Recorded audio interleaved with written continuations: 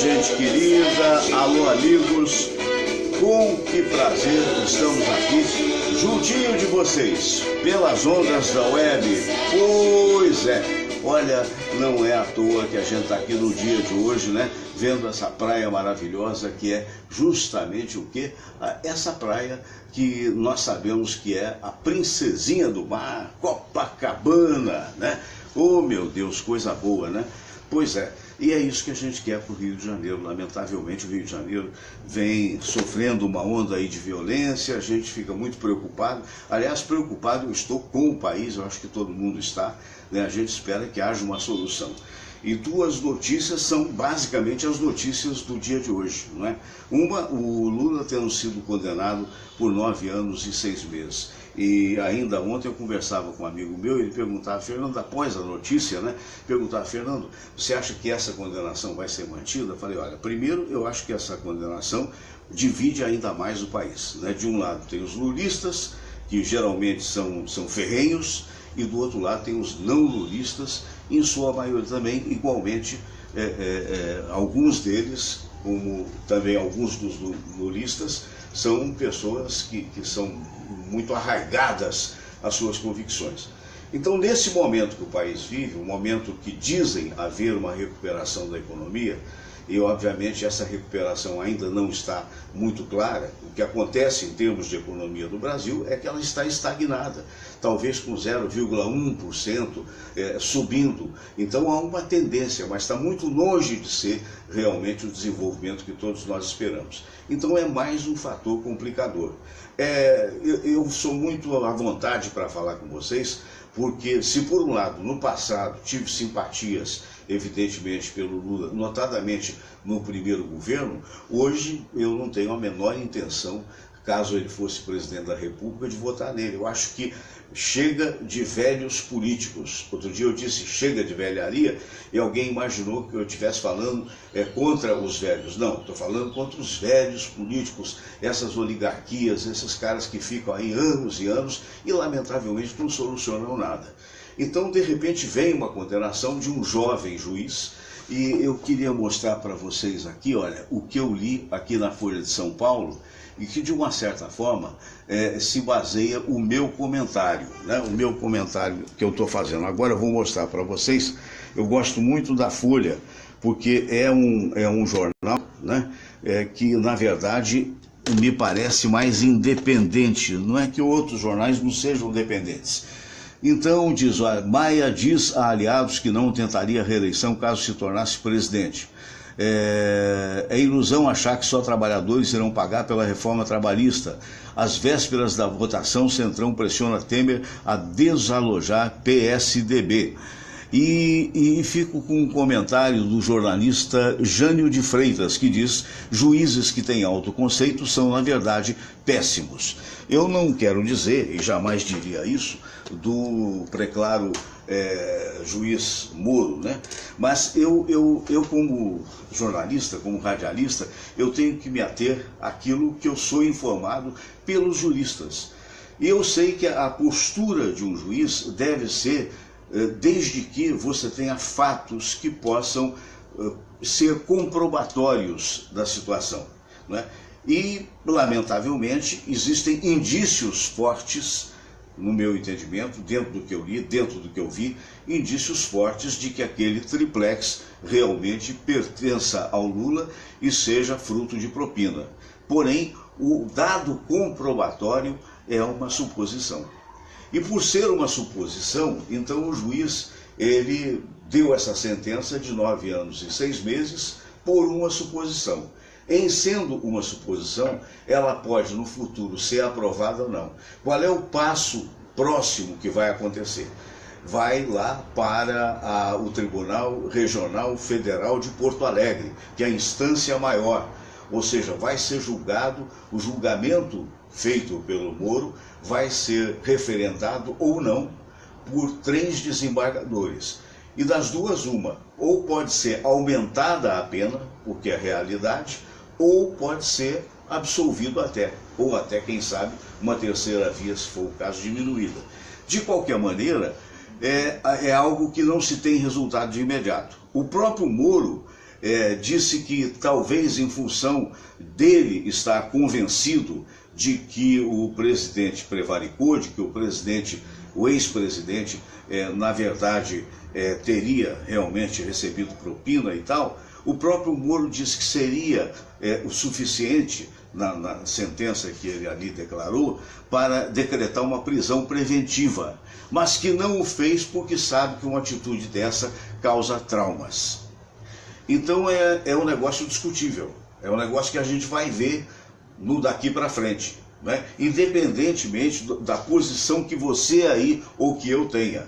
Não é? Então eu já reitero, eu não tenho nenhum interesse, isso é meu pessoal, é um direito meu como cidadão, de ver o senhor Lula reconduzido ao Planalto. Então estou tentando analisar de uma forma, mostrando a minha postura, a minha posição. Quero gente nova, quero pessoas sem vícios, quero pessoas não ligadas a esses partidos todos que lamentavelmente deixaram o país nessa situação, PT, PMDB, PSDB, de repente coisas novas, a meu ver, devem aparecer, mas há uma preocupação muito grande com essa sentença. Na verdade, é algo que a gente vai ter que observar no daqui para frente. Já houve manifestações de parte a parte, manifestações em São Paulo de lulistas que foram às ruas com bandeiras, com palavras de ordem e tal, manifestações também em São Paulo e em outros lugares de anti-lulistas que igualmente foram com camisa verde e amarela, e houve bate-boca, não chegou a haver enfrentamento. Deus permita que a gente consiga ultrapassar e, obviamente, se definitivamente comprovado, ou se os desembargadores chegarem à conclusão de que esta sentença é realmente comprobatória, então é evidente que quem prevaricou tem que pagar realmente a pena a qual for destinada. Agora, outra coisa absurda foi o depoimento do Sérgio Cabral ontem. Meu Deus do céu, por quê? Porque o Sérgio Cabral disse o seguinte: não, eu tenho dinheiro, mas o dinheiro é de caixa 2, falou com o juiz, dinheiro de caixa 2. E disse mais: o que eu tive, e não tenho mais, o que eu tive no exterior foi uma conta de 2 milhões de dólares.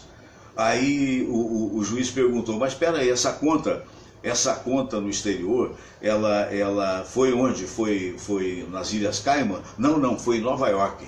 Aí um dia eu chamei os meus doleiros, isso palavras textuais do Sérgio Cabral, e disse: olha, eu não tenho mais interesse de ter nenhum dólar fora do Brasil. E vocês conseguem transformar isso em real?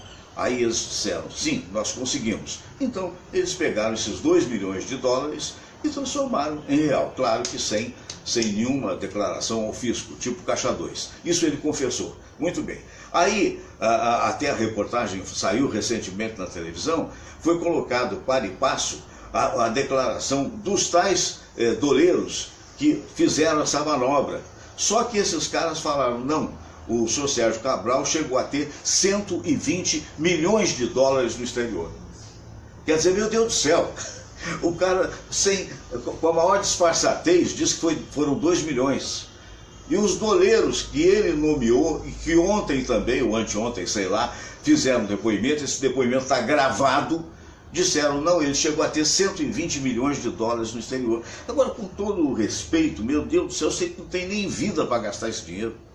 Enquanto ele tem 120 milhões de dólares, ou enquanto ele tem 2 milhões de dólares no exterior, tem gente passando fome, tem gente morrendo, tem gente assaltando, tem gente matando, numa cidade praticamente ao Deus dará, e lamentavelmente num estado falido, justamente por esse tipo de coisa. Aí vem a dona Adriana Anselmo, que é a mulher dele, também num depoimento, essa pelo menos está solta, dizendo o seguinte: as joias que eu desfilava, só tinha joias maravilhosas, é verdade, mas havia uma determinada pessoa de uma determinada joalheria que me emprestava joias para que eu fosse às festas. Me emprestava, porque eu, como primeira-dama, era uma propaganda emblemática dessa joalheria. Meu Deus do céu. Olha, sinceramente, pena que eu não tenho aqui um nariz de palhaço para botar.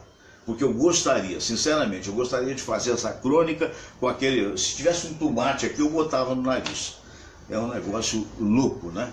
Essa é a história desse Brasil que a gente está tão preocupado. Deus permita que as coisas todas resolvam, porque só ele para resolver o assunto. Alô pro Beto Campos, ou Bernelson Simões Serra, obrigado aí pela... Você está em Cuba, irmão? Então um abraço para você, porque você botou embaixo ou Cuba. Então a Cuba deve ser o pseudônimo, né? Deve ser como é que se diz, o apelido. Metaleiro apaixonado está assistindo a gente, obrigado Metaleiro. A nossa Marion Duarte também está vendo a gente, e a gente continua aí cada vez melhor, se Deus assim o permitir, sobrevivendo nesse Rio de Janeiro, que pede pelo amor de Deus para o governo desse estado falido potencializar as forças de polícia, porque está uma coisa horrorosa.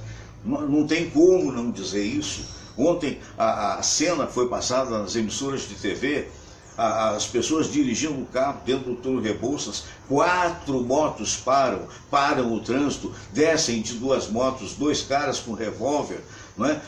Fazem a limpa em 5 carros e ainda dão um tiro no médico que, graças a Deus, escapou, está em situação estável.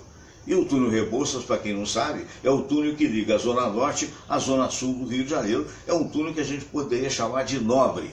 E agora até isso está ocorrendo. Por quê? Porque falta verba. O Sérgio Cabral já levou tudo para o exterior.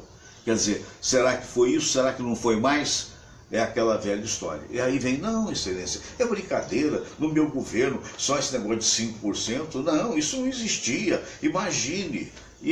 Como é que conseguiu os tais 120 milhões, que ele disse que só foram 2 milhões? E diz 2 milhões, assim, qual maior, sabe, 2 milhões, como se todos nós tivéssemos 2 milhões. Beto Carmona, querido repórter, amigo meu lá de Angra dos Reis, foi meu funcionário na época que eu dirigi a Rádio Angra. Abraço, Beto, excelente repórter esportivo, né? Alô, Regina Alves, um abraço para você também.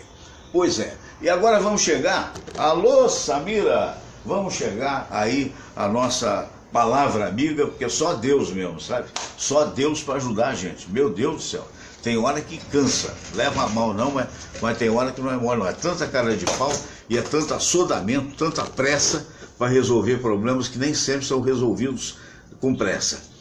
Samira, qual é o assunto do dia de hoje, querida? Bom dia, Fernando. Bom dia. Bom dia a todos. Fernando, tenho 25 anos e moro com meus pais, mas não consigo me entender com a minha mãe. Estou pensando em sair de casa. O que você acha?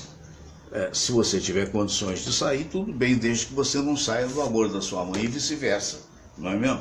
Agora, pensa direitinho, você gosta de entender, é relativo. Às vezes é importante, né? Com a tua idade, você é uma moça já, né, digamos assim, a caminho da maturidade, é jovem ainda, mas está a caminho. Evidentemente que é importante, até se você um dia tiver a oportunidade, mas por favor, uma coisa é você sair de casa, outra coisa é você sair do amor da sua mãe, porque ela estará sempre presente com você. E às vezes é questão até de dar um tempo realmente para poder resolver a coisa. Eu realmente não sou o dono da verdade, essa é uma opinião modesta que eu tenho, naturalmente você vai ter que analisar. Agora não saia por decisões emocionais. Toda decisão emocional, ela prejudica a pessoa, entende? O importante é, se de todo não for possível você reverter essa situação com a sua mãe, então, por favor, procure os caminhos, mas procure com calma, com tranquilidade, desde que você possa se bastar e ao mesmo tempo não faça uma ofensa para a senhora, sua mãe, que é uma pessoa que você vai conviver com o resto da vida. Márcia Borges, um beijo para você, minha querida amiga, que me acompanha desde a época da Rádio Tupi. Alô, ela manda um alô para a Samira também. O Sidney Peracínio do Amaral, excelente manifestação. Mas não é, Sidney, hein? Pelo amor de Deus, não é? Ou você condena e prende, ou você condena e fica nessa história, nessa fofoquinha de dizer assim, não, ele merecia uma prisão preventiva, mas eu não vou dar porque eu sei que pode haver traumas. Pelo amor de Deus, amarelou, doutor. Agora é aquela história, o problema não é amarelar, o problema é que a nível da letra fria da advocacia, da jurídica, tem que ter comprovação. Se não tiver comprovação, vai cair nessa esparrela. Aí vai todo mundo angustiado, os que são a favor, prisão pro Lula, os que são contra, é um absurdo, acirra os ânimos, né? E de repente chega na desembargadoria e não se sabe qual é a atitude que eles vão tomar, né? E a bem da verdade é um momento extremamente delicado do nosso país. Vamos torcer para que dias melhores possam vir. Bom, eu separei aqui algo, pelo menos para esse momento, né, que é muito importante para todos nós, exatamente como eu falei para você, pedindo a Deus que nos dê moderação, que nos dê melhores governantes, né, porque se não for assim fica muito difícil, né? Pessoas honestas, que me parece que nenhum desses que aí está, infelizmente, tem sido, né? Vamos à oração. Vamos todos rezar a prece de Cáritas e depois a oração ecumênica que um dia Jesus nos ensinou. Deus nosso Pai, que sois todo poder e bondade, dai a força àqueles que passam pela provação. Dai a luz àquele que procura a verdade. Põe no coração do homem a compaixão e a caridade. Deus, dai ao viajor a estrela guia, ao aflito a consolação, ao doente o repouso. Pai, dai ao culpado o arrependimento, ao espírito a verdade, à criança o guia, ao órfão o pai. Senhor, que vossa bondade se estenda sobre tudo que criastes. Piedade, Senhor, para aqueles que não vos conhecem. Esperança para aqueles que sofrem. Que a vossa bondade permita aos Espíritos Consoladores derramarem por toda parte a paz, a esperança e a fé. Deus, um raio, uma faísca do vosso amor pode iluminar a terra.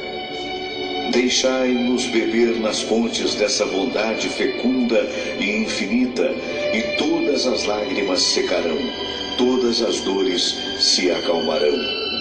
Um só coração, um só pensamento subirá até vós, como um grito de reconhecimento e de amor. Como Moisés sobre a montanha, nós vos esperamos com os braços abertos, ó bondade, ó beleza, ó perfeição. E queremos de alguma forma alcançar a vossa misericórdia. Deus, dai-nos a força de ajudar o progresso a fim de subirmos até vós. Dai-nos a caridade pura, dai-nos a fé e a razão, dai-nos a simplicidade que fará de nossas almas o espelho onde há de se refletir a vossa santa imagem.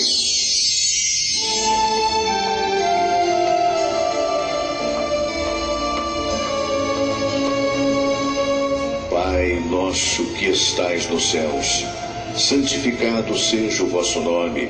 Venha a nós o vosso reino, seja feita a vossa vontade, assim na terra como no céu.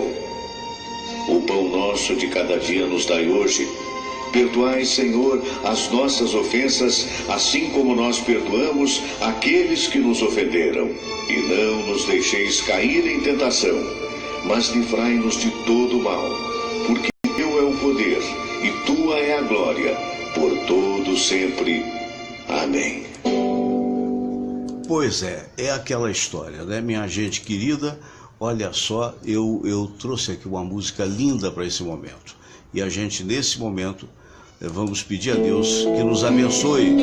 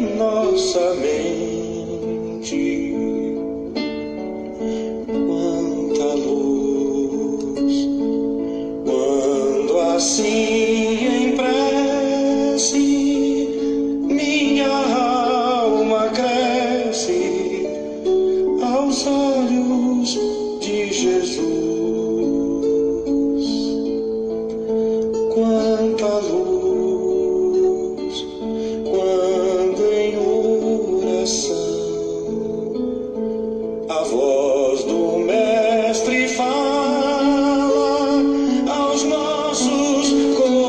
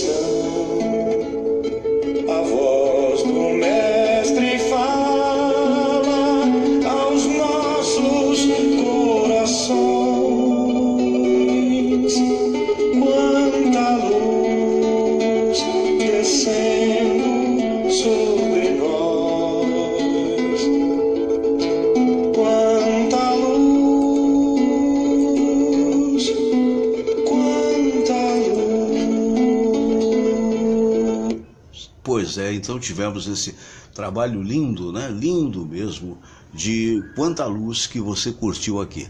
Hoje a gente vai ter aqui o nosso amigo Nenel. Eu queria mostrar para vocês um trabalho muito bonito do Nenel que eu achei aqui pela internet. Vamos ouvir?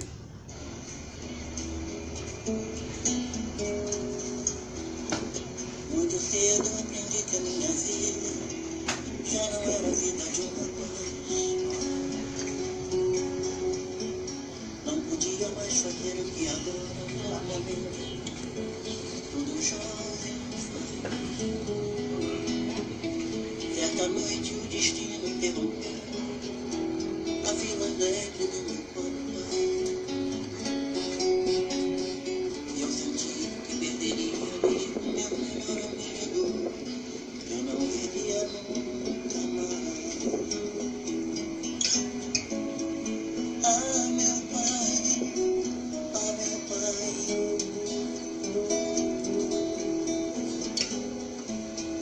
ah, meu pai. Tanta coisa eu aprendi por você. Logo, logo as circunstâncias me perguntaram a minha vida e desviaram-me. Eu tive que parar de chorar. A luz também ficou. Uma luta que eu fiz tudo para perder outra vez. Mas eu queria estar escrito. Eu destino.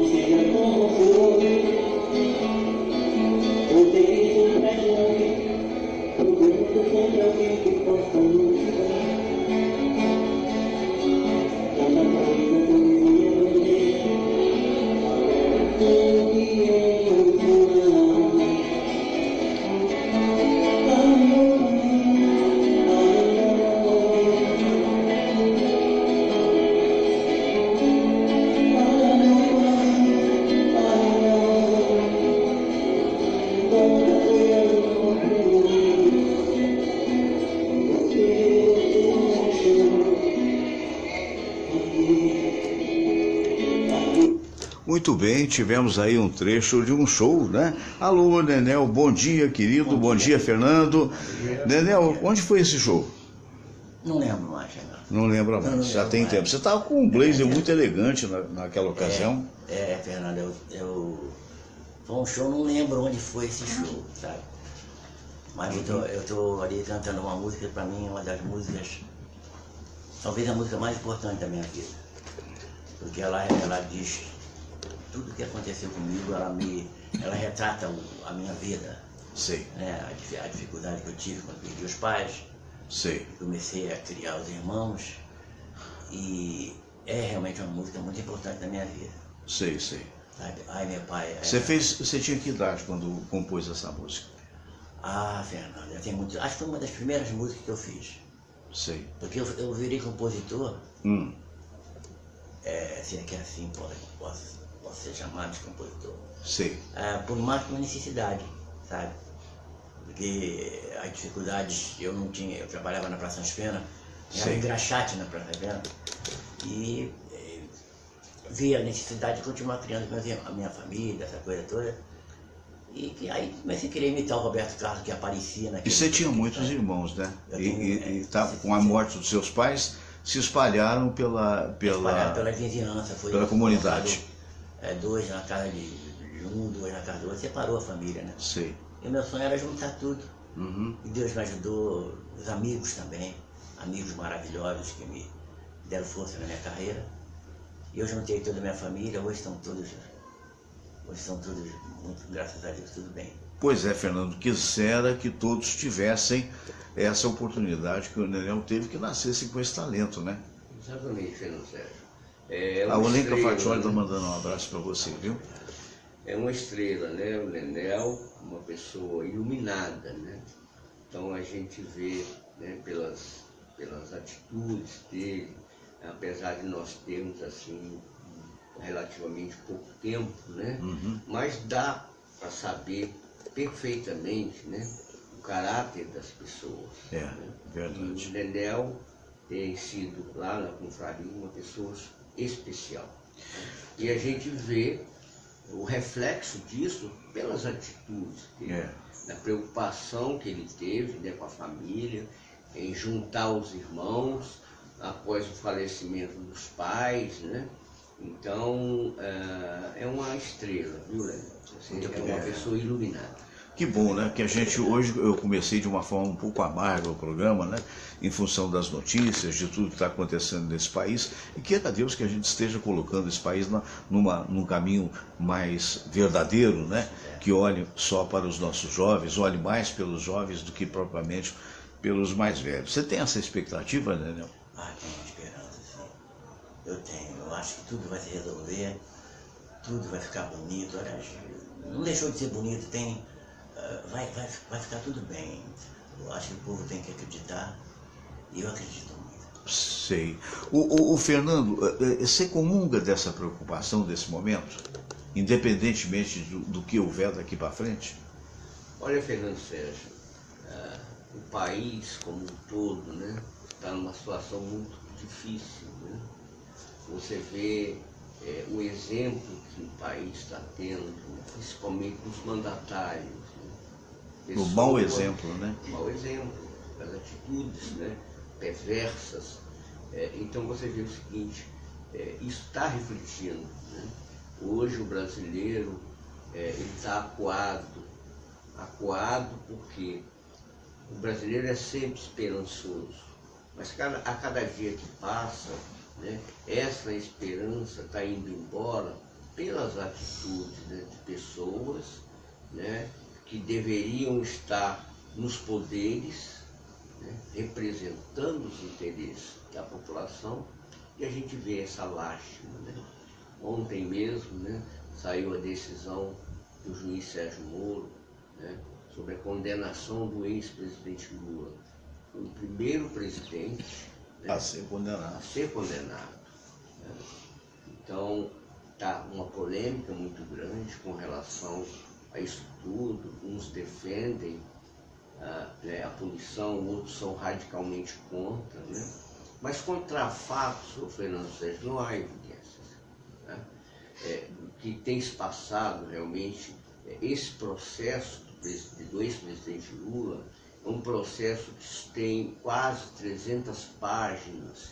Né?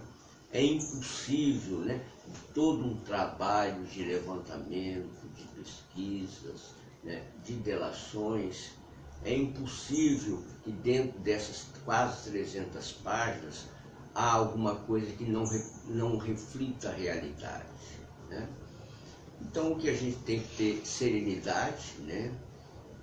E realmente, ele sendo responsável, como está sendo ontem, ele foi condenado pelo juiz, né? Ele tem que pagar, como todos nós. Lógico. Aquelas pessoas, né, que de uma certa forma cometem atos contra a sociedade, contra as leis, ele tem que ser punido exemplarmente. É verdade, eu concordo. Eu acho só que é muito frágil esses tais 300. Não digo que não seja dele. O problema é que não há comprovação que é dele. Essa é que é a realidade. Isso é um fato jurídico. Quer dizer, então é muito complicado. Vamos aguardar para ver se a desembargadoria referenda esse julgamento. Porque já neste momento existem vários juristas se manifestando, dizendo, olha, não há comprovação, e aí? E aí, Edson? Independentemente de torcer para que haja ou que não haja, eu estou equidistante, absolutamente equidistante. Eu sei que nesse momento eu não estou sendo simpático àqueles que são a favor da prisão do Lula, mas eu estou tentando analisar uma situação, né? Porque é muito perigoso isso. Digamos assim, se é realmente, se foi realmente, é provável que seja, mas tem que se buscar a comprovação. Agora, é aquela história. Pode ser que haja uma condenação sem uma comprovação específica, porque 300 páginas de investigação pode ser perfeitamente a dificuldade de achar prova. E aí? Você acha que... Eu acho até que talvez seja dele, mas eu digo o seguinte, do ponto de vista jurídico, isso eu ouvi aqui do desembargador, nosso querido Antônio, que se você não tiver uma comprovação, você não tem como condenar, pô. Se não tiver na letra lá, onde é que está a assinatura da escritura? Perguntaram as pessoas. Cadê? Cadê a escritura? É complicado. A minha sogra, não é nem a minha sogra, a minha, como é que se diz? A minha cunhada tem um sítio muito lindo, é dela. Eu frequento o sítio, eu virei dono. É discutível, é isso que eu quero. Não estou tomando partido do senhor Lula, não me entendam mal. Não estou tomando partido do Lula, não. Pelo contrário, se tiver, tem que pagar. Mas tem que haver realmente uma comprovação. E outra coisa, se tem comprovação, prende. Por que não prendeu? Ah, não vou prender porque pode haver trauma. Trauma já houve. Se houver escaramuça daqui para lá e para cá, se houver uma situação de instabilidade para lá e para cá, fica por conta de que o trauma teria de haver. Não sei, é um raciocínio que me deixa muito preocupado. Muito preocupado. Porque daqui a pouco você faz duas facções, essas facções vão se degladiar e o resultado Deus permita que não aconteça. Quisera eu dizer, não, poxa, maravilha, eu sou Sérgio Moro, fantástico.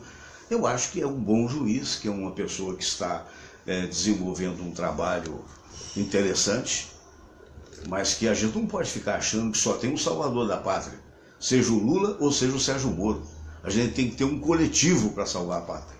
Ou estou errado? Mas, Fernando Sérgio, a gente tem que ir pelas evidências, né? Por exemplo, essa operação Lava Jato. Quantas pessoas estão presas? A verdade, fantástico. Quanto dinheiro já foi recuperado? Sou inteiramente a favor da Lava Jato. Você está me entendendo? Então, esse problema de provas é meio complicado, porque eu não sei realmente em termos de documento. Onde é? Pois é. Mas as evidências são muito fortes. As evidências, sim. Então, mas eu acho ninguém pode ser condenado, segundo a lei, por evidência.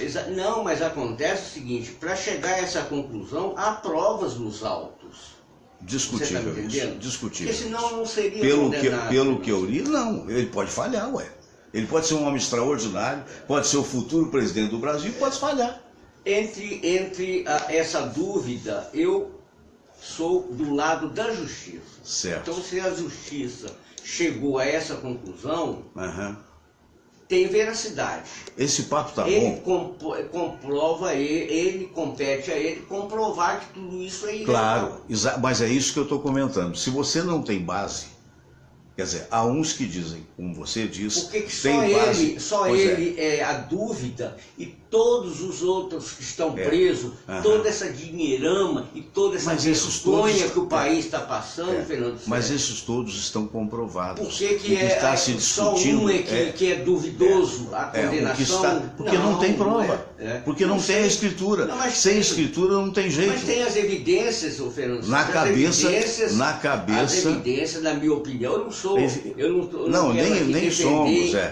Vamos até prolongar esse debate. E nem atacar o ex-presidente. Eu estou dizendo que as evidências são muito fortes, as delações são fortes, pessoas ligadas a toda essa estrutura de corrupção dizem a mesma coisa, pessoas que não têm até nem ligações muito próximas, mas tudo converge, né, nessas denúncias, não só contra o ex-presidente Lula, mas como toda a situação governamental que se passou. Todo esse período de 13 anos. Então, Fernando Sérgio,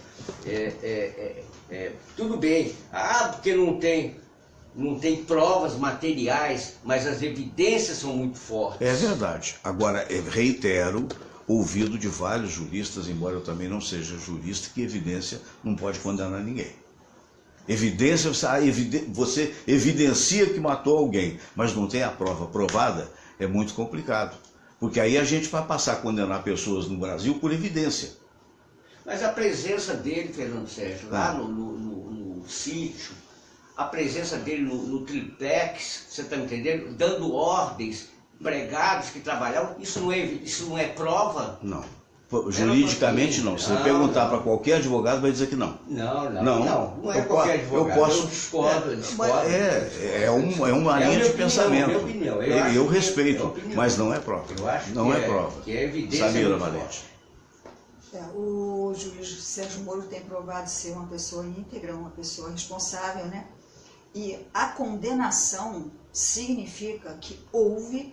A palavra condenação, para mim, não está em cima de indícios, não está em cima de evidências. A palavra condenação está em cima de provas.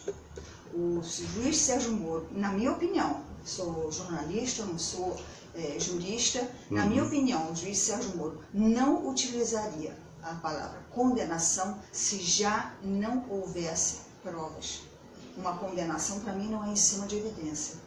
Então, agora é que nós vamos ver Olha todo aqui, um nós trabalho. temos opiniões aqui, por favor. Assim.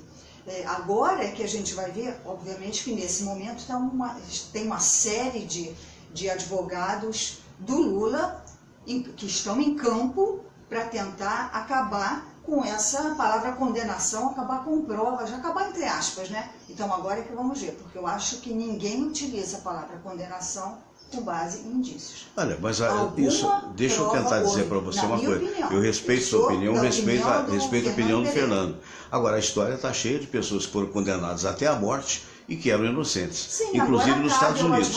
Então, o Sérgio Moro não é tudo isso que o pessoal está pensando. Ele é um bom juiz que está fazendo um trabalho muito bom do ponto de vista da Lava Jato. Concordo plenamente com o que o Fernando falou. Essas pessoas todas que estão presas por provas e por autodelação. E agora vamos ver a pessoa diz assim, eu sou culpado. Sou Sérgio Cabral, quando disse que ganhou 2 milhões de Caixa 2, ele se declarou culpado. Sim, ele só não admite que houve a propina.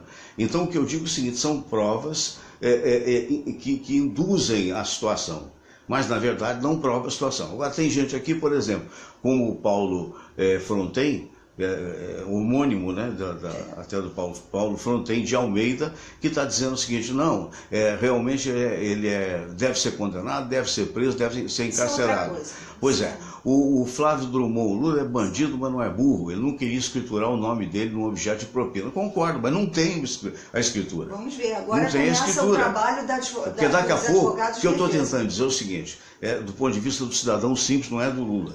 Deus permita que achem a prova e aí sim condenem, ou então vai acontecer o seguinte, a desembargadoria, por falta de respaldo, vai jogar para frente. Vai jogar para frente. Ou por excesso, ou até condena mais. Ou até condena mais. A minha preocupação é amanhã vão me condenar por uma coisa que eu não tenho. Não, mas aí entra em campo a única coisa, Fernando, acho que eu acho que está a minha preocupação, eu acho que se foi condenado, como aconteceu com o Temar, ele deveria ser preso. Também. Não esperar. Também. Porque aí você mostra o medo. Prendeu, você está me entendendo? Claro. Só pelo simples fato. Lógico. Foi condenado, prendeu Lógico. agora. Daqui uma semana, não é bem isso. Então, reverte. Exatamente. Mas as evidências são muito fortes. Evidências são fortes. Ô, Daniel, prende ou não prende o homem? Fernando, se for culpado tem que prender, né? Agora a gente, como você falou, tem que existir as provas, né? Mas se for culpado tem que prender. Mas será que vão prender, Fernando? Isso é para mais de metro. Isso aí é conversa para mais de metro. Se tivesse prender, teria prendido agora, como disse o Fernando Pereira. Então você dá uma sentença, diz que o cara vai ser preso 9, 6 meses, diz que há razões aí sim, que há razões para prisão preventiva, mas que não vai fazer porque vai dar trauma. O trauma já deu. As pessoas já estão se pegando no meio da rua, evidentemente ainda na base da vocalidade, né, da discussão. É trauma e decepção, né, Fernando? E decepção. O brasileiro está muito decepcionado. É Decepcionado com tudo que tem acontecido no Brasil. Porque né? isso... Por favor. Porque se esperava uma outra coisa. Aliás, se esperava muito do Lula, né? Eu votei na primeira oportunidade. Eu pensei, um dia eu pensei que o Lula seria uma das pessoas mais importantes da história do Brasil. Mas não se sinta o último, porque quem votou no Sérgio Cabral está falando a mesma coisa que você votou. Também. Quem votou no Aécio está falando a mesma coisa que nós estamos falando do Lula. Tomara que eles provem a inocência deles e nos faça pensar, saber que realmente... Não, inocente nessa história também é tão difícil provar quanto provar culpabilidade. É possível que, como disse o Fernando Pereira, pela evidência é possível que seja condenado. Mas é também certo o que o cara falou aqui, o cidadão aqui falou, poxa, o cara não é burro, é bandido, mas não é burro. Classifica o cidadão de bandido. Você não vai. Agora, se você não tiver, é difícil. O Fernando tem uma empresa. A empresa, vamos supor que não estivesse no nome dele. Ele espertamente botou no nome de alguém. Tem que achar alguém que testemunhe, de fato, para valer e que essa prova seja válida. Agora, aquela história, se válida, se é verdade o que o Fernando falou, prende, pô. Então, eu bato nessa tecla, Fernando Sérgio. O processo existe e o juiz... ele não iria condenar pelo simples fato de não querer, não gostar da pessoa. Então a gente tem que partir desse princípio. A gente tem que confiar na justiça. Porque se nós não confiarmos na justiça, vamos confiar em quem? Né? Agora, então, se a justiça determinou, se a justiça condenou, a gente, em princípio, tem que acreditar na justiça. Porque se a gente não acreditar, entendeu? Aí... é o fim do mundo. Mas você não acha, Samira, que de repente, dentro dessa tese que o Fernando mesmo colocou aqui, é uma justiça meio esquisita, né? Porque ela condena, mas ela não prende. É muito difícil, né? Não é? É igual o brasileiro, essa porradaria que saiu aí no campo do Vasco da Gama, prenderam 11, no dia seguinte estavam soltos. Aí veio o secretário de Segurança dizer, tem que mudar as leis desse país, porque o ideal seria pelo menos ficar um mês fora no xadrez, para saber que vai ser preso. Não, no dia seguinte os caras estão soltos. Então a mesma coisa, condenou, aí vai dar TTLT e tal, mas não prendeu. O nosso Código Penal é absolutamente defasado, absolutamente caquético, né? Então a impressão que se tem é que ele continua existindo para possibilitar as famigeradas brechas da lei. Essas brechas da lei, né? É que é uma coisa horrorosa. É atrás dessas brechas da lei, na minha humilde opinião, que vão correr os advogados do Lula. E que encontram as brechas da lei. Então, até a prova contrária, o judiciário está bastante queimado para mim. Porque o exemplo lá de Brasília é péssimo. É péssimo. Então, continua havendo a falta da punição exemplar. Não dá para confiar. Não existe. O tal de Gilmar Mendes se pega um peixão grande, o povo começa a respirar. Gente, se tem uma punição exemplar no Rio de Janeiro, qualquer que seja, a pessoa tem que ter medo. Tem que ter medo. Ela não tem medo de morrer, mas ela tem medo de perder todo o dinheiro que tem. Mete a mão no bolso deles. Está faltando punição exemplar. É um país que não existe punição. Pois é, porque para mim, me perdoe a expressão, como não houve a prisão, para mim fica a impressão de que o juiz jogou para a plateia. Eu acho que ele não jogou para a plateia. Continuo achando que o juiz Sérgio Moro não é o salvador da pátria. Aliás, hoje não existe, só Deus mesmo, né? Salvador da pátria, do jeito da praça de guerra que está o Brasil de norte a sul, não existe, né? Então, eu acho que ele foi até onde ele pôde. Se ele utilizou a palavra condenação, porque existe. Então, cabe a quem está colado com o Sérgio Moro, no bom sentido, no sentido de apurar a verdade, de cavucar não todas as provas que possíveis. As brechas da lei possibilitem a reversão da condenação. Tem lógica, sim.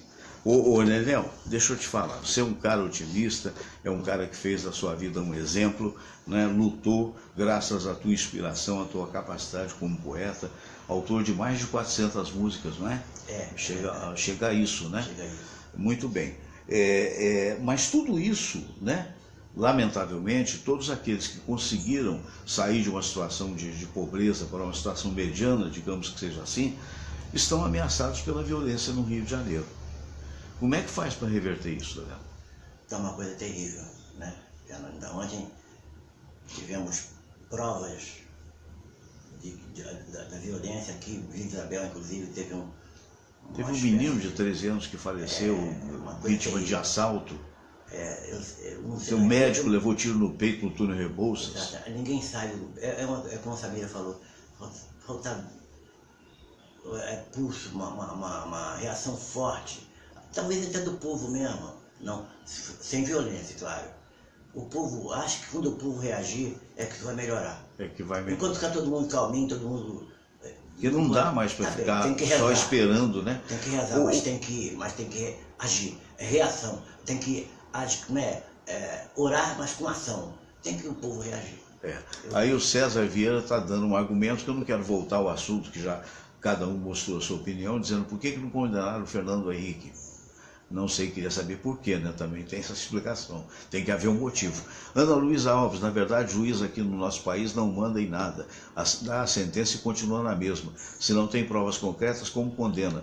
No achismo aqui no nosso país, tudo que vemos como prova é como se fosse. Está aí a opinião da Ana Luísa Alves. Muita gente opinando, muita gente opinando. Eu quero até pedir desculpas, porque não dá para falar o nome de todos, né? Agora, Fernando, voltando a um assunto muito próximo da gente, que é esse assunto da violência, né? Como é que faz para mudar isso, Fernando? Aliás, eu queria só avisar, perdoe antes de você responder, que nós vamos ter aqui amanhã o secretário de Conservação e de Meio Ambiente do governo do Rio de Janeiro, da cidade do Rio de Janeiro. Vamos ter o Dr. Rubens Teixeira aqui e, naturalmente, vamos fazer um programa inteiro querendo saber das providências que estão sendo tomadas pela Prefeitura, né? Exatamente no meio ambiente e com relação à conservação do Rio de Janeiro, que é algo muito importante. Então amanhã não percam o Dr. Rubens Teixeira aqui. O nosso confrade também. Nosso confrade da Confraria dos Amigos do Rádio, que é presidida pelo nosso querido Fernando Pereira. Ô Fernando, e aí, meu amigo, qual a possibilidade de frear a violência e até diminuí-la e que está à solta no Rio de Janeiro? Olha, Fernando Sérgio, eu acredito que a violência que está passando no Rio de Janeiro, aliás, não é só o Rio de Janeiro, a violência hoje ela está praticamente no país todo, principalmente nos grandes centros, né? Porque por um erro de estrutura governamental de país, houve uma migração muito grande do interior para os grandes centros, né? Há 80 anos atrás, a população brasileira ela era de 80% rural, vivia no interior, e 20% vivia nas capitais. Isso. Né? Hoje a situação inverteu, por erros estratégicos de governo. Né? Não desse governo, mas de governo de vários. 50, 80 anos atrás. Então o que aconteceu? As cidades elas ficaram como estão, inchadas. Tá? E isso, Fernando Sérgio, é muito difícil. Né? Não há governo que resista, tá, a essa pressão muito grande. Então, o que nós estamos vendo hoje, aqui nos grandes centros, principalmente, pessoas, né, sem condições de morando muito mal. Na rua, às vezes. Na rua. A gente vai no Rio de Janeiro, no centro do Rio de Janeiro, que já foi o centro financeiro do Brasil, ali na Rio Branco, Presidente Vargas, você vai lá à noite, aquilo está tomado, né, por pessoas abandonadas, julgadas à própria sorte. Né? Aí você vem dizer o país está uma maravilha, o país saiu da pobreza? De jeito nenhum. De jeito nenhum. Saiu nada. Então isso, o Fernando Sérgio, a violência reflete tudo isso. Com certeza. E que é pior, o exemplo dado pelos governantes. Verdade. Porque verdade. dinheiro que é arrecadado da população, que deveria ser carreado para a educação, que deveria ser carreado para a saúde, carreado para a segurança, foi para o bolso e para o exterior, nesses apaniguados, né, que nós temos aí exemplos mil, que essa operação Lava Jato também está ajudando a descobrir. Né? Então isso é reflexo. Então hoje, infelizmente, né, o país está carente, né, desses exemplos, né, e isso reflete. Então é um somatório, é um conjunto que está levando ao caos. Né? Eu acho também. Infelizmente não é só todo mundo está sofrendo. Ontem nós tivemos aqui no Rio de Janeiro uma morte de um garoto, morador de uma comunidade 13 anos. de 13 anos, que ganhou um celular, estava todo alegre, no ponto do ônibus, esperando, e vieram uns bandidos e mataram ele. Então você vê que hoje todos nós estamos propensos, chorando, né? Todos estamos chorando, e propensos a sofrer essa violência. Claro, então nós temos que dar um basta nisso. Basta, vamos começar, ano que vem tem eleições, vamos mudar esses políticos, vamos mudar o voto. Vota numa pessoa, às vezes, que você não conheça, mas que pelo menos ele não tem mazelas igual a maioria tem. Eu acho que aí é o primeiro passo, né? Para a mudança. E o passo maior é a reforma geral que o país tem que sofrer. É verdade. Nos 3 poderes. Senão nós vamos ficar... Todo dia estamos aqui lamentando, falando e não vamos chegar a lugar nenhum. É todo dia. Eu concordo plenamente com o que você disse, Fernandão. É todo dia. Todo dia a gente tem uma notícia dessa. A cada dia que amanhece, você tem 1, 2 assassinatos. É verdade que é numa cidade, ontem a gente falava até mais otimistamente, uma cidade de 11 milhões, inchada, então do ponto de vista frio, 1 ou 2 ou 3 assassinatos é muito pouco, perto de 11 milhões. Mas, meu Deus do céu, não pode ocorrer. Não pode ocorrer. Acho que foi você que me disse que as prisões na Suíça estão, ou na Holanda, não sei, elas estão acéfalas, estão fechando porque não tem quem ser. Agora, o que faz esse milagre? É a educação. Se não tiver educação, não é possível. Se não tiver, não é só a educação, né, Samira? É o encaminhamento para o emprego, para o trabalho, né? Que aqui no Brasil você tem faculdades caríssimas.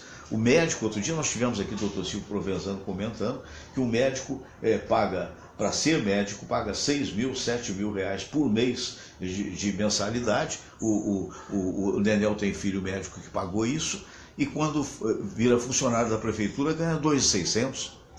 Quer dizer, meu Deus do céu, enquanto esses calhordas desses políticos ganham 36 mil reais em Brasília, Samira? Não é só a educação, mas é principalmente... E que na verdade no todo dá mais de 100 mil? Não é só a educação, mas é principalmente a educação, né? E para a gente começar a dar jeito nisso, é como uma faxina dentro de casa, né? A casa fica de cabeça para baixo e no final do tudo dá certo.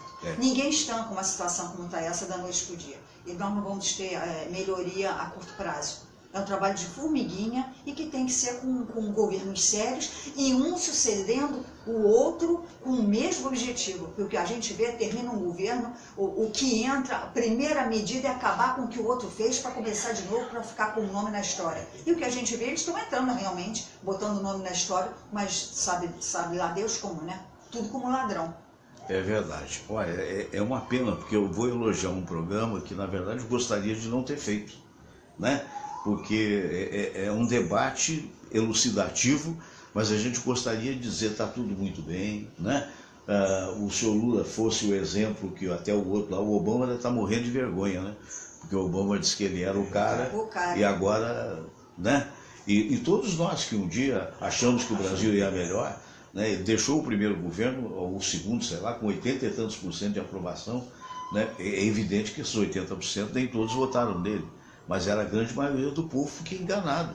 Me perdoem aí os petistas, essa é que é a realidade. Enganado no sentido, não estou dizendo que ele é culpado ou não com relação ao tal sítio, que evidências, como disse o Fernando, dizem perfeitamente que há evidências fortes de que seja. O que eu disse é que é muito frágil a não haver a comprovação do ponto de vista jurídico. Mas vai que os 3 desembargadores o condenem e que ele vá cumprir pena. É uma possibilidade. Agora, a decepção com relação ao Lula foi exatamente o que o Fernando colocou. Foi que não houve a tal... saiu o pessoal da classe C para a classe B e hoje está todo mundo voltando para D. Porque, na verdade, o país foi mergulhado numa crise. Eu me lembro como se fosse hoje, quando ele dizia, não, a crise está lá fora, aqui vai ser uma marolinha. E nós estamos sabendo que não é assim. E hoje você vê um Rio de Janeiro quase que conflagrado. Em determinadas áreas do Rio de Janeiro está havendo guerra. Essa é que é a verdade. Recentemente, um diretor de hospital dizia que era um hospital de guerra, porque recebe balas, o fuzil entra desse tamanho, sai desse tamanho nas costas da pessoa e arrebenta com as pessoas.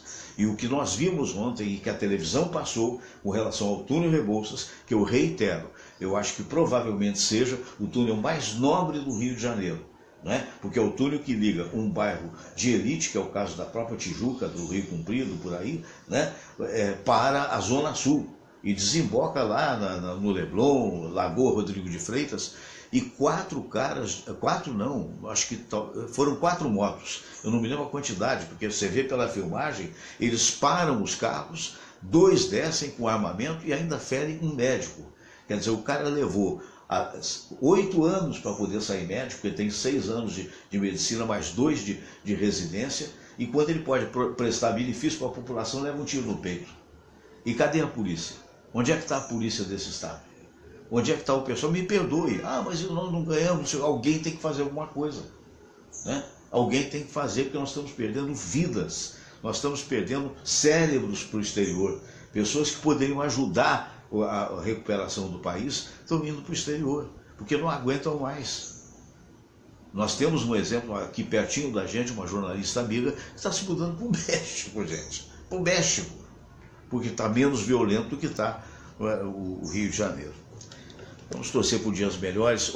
Sérgio, eu gostaria de mandar por favor, um alô para 2 ouvintes, né, do programa que estão aí. A Cláudia, lá na Suíça, né? Oi, Cláudia e o Joseph. O Joseph, lá na Suíça, estão aí. Suíça. A Cláudia está aí. Maravilha.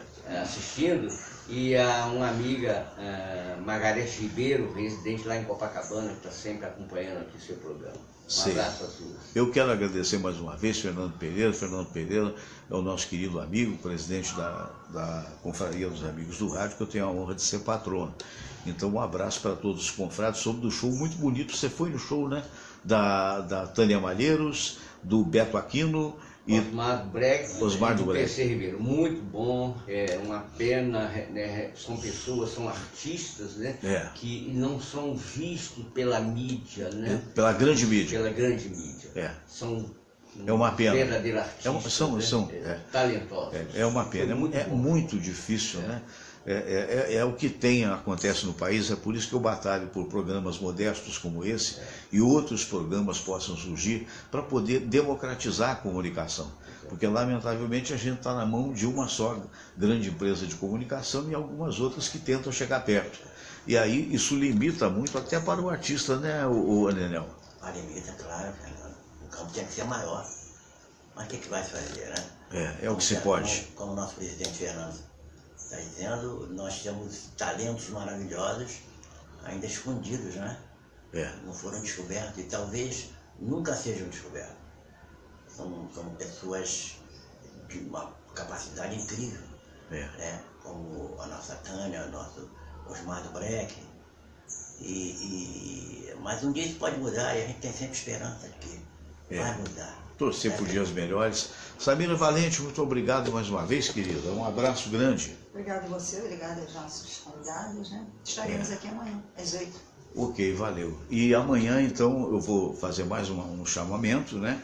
Para a presença aqui no programa do secretário de Meio Ambiente e Conservação da cidade do Rio de Janeiro, Dr. Rubens Teixeira, que também é confrade da Confraria dos Amigos do Rádio, discorrendo sobre a cidade. Quais são as possibilidades, o que está sendo feito, problema de buraco na cidade, problema de conservação da cidade, né? Eu sei que ele está trabalhando com uma verba diminuta, porque houve necessidade, porque a prefeitura, alega o prefeito Crivella, que a prefeitura anterior, do Eduardo Paes, deixou uma dívida muito grande, notadamente com relação ao Parque Olímpico, né? Aquela região toda, aquele negócio que foi feito aqui. E a população, Fernando Sérgio, não tem mais onde tirar dinheiro para pagar imposto.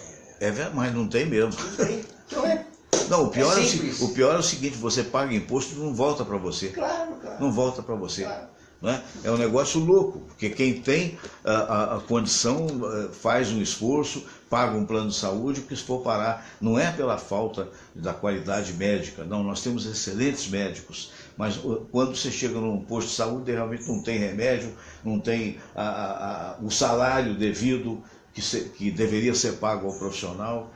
É como você falou, e os impostos é um negócio absurdo realmente, é um negócio absurdo.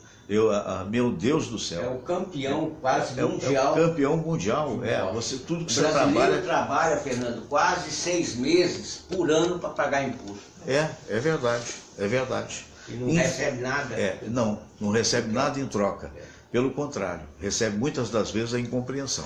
Eu até vou falar um negócio final, que a gente fala, a gente tem que confiar realmente nas pessoas sérias. Eu quero deixar bem claro, eu imagino e tenho quase que certeza, eu digo que nessa altura do campeonato, eu não posso dizer que eu tenha certeza de nada. Até aqui, muitas pessoas são probas, são honestas, e é o caso, inclusive, do juiz Moro, né? No meu entendimento, que está lutando pela melhoria do país e que a gente tem que apoiar essa Lava Jato, temos que apoiar, porque você vê que absurdo, né? De um lado, essa história do Sérgio Cabral, eu vi agora há pouco no RJTV, outras pessoas viram o que eu estou falando, ele próprio dizer, não, eu tinha 2 milhões em Nova York, que foram frutos, sobra de campanha, sobraram 2 milhões, que não foram declarados.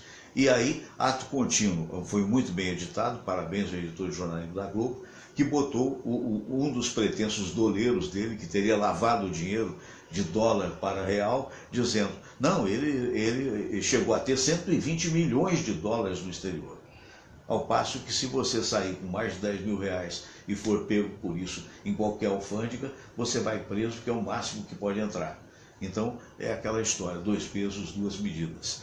Olha, é o país dos ricos, né? Daquela ilha da fantasia chamada Brasília, né? E que infelizmente a maioria fica à míngua, como disse muito bem o Fernando Pereira. Gente, muito obrigado pelo carinho da audiência, fiquem com Deus. Amanhã, se Deus quiser, a gente estará de volta. Um bom dia a todos.